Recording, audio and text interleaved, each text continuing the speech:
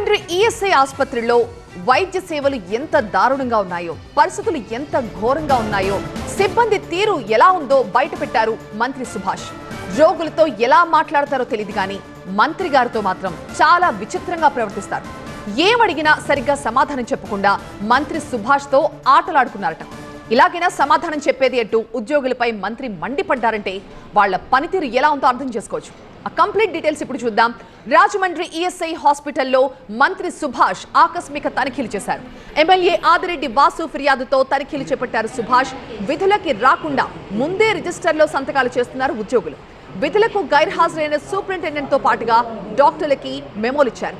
5 డాక్టర్లు 4 ఉద్యోగుల్ని సస్పెండ్ చేస్తూ ఉత్తర్వులు జారీ చేశారు. విధులకి డుమ్మా కొట్టిన అవుట్ సోర్సింగ్ ఉద్యోగులకు సస్పెన్షన్ కి ఆదేశాలు ఇచ్చారు మంత్రి సుభాష్.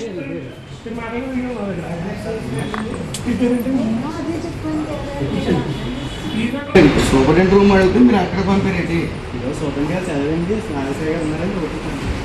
మీరు రూమ్ ఏంటని అడిగారు సార్? రూమ్ అడిగారు.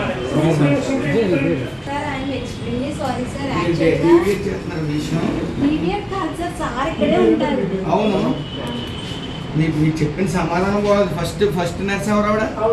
స్టాఫ్ అంతా కూర్చొని రాయించుకోవాలి.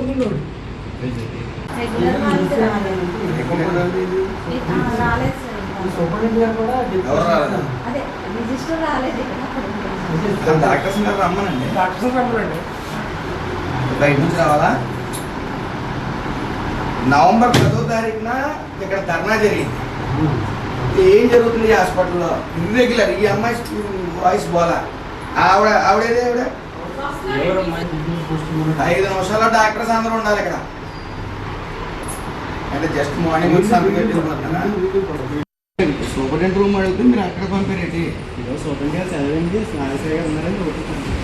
మీరు రూమ్ ఏంటని అడిగారు సార్? రూమ్ అడిగారు.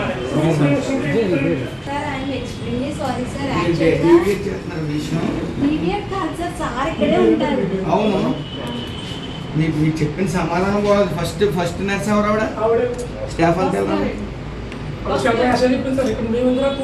కూర్చొని రాయించుకోవాలి.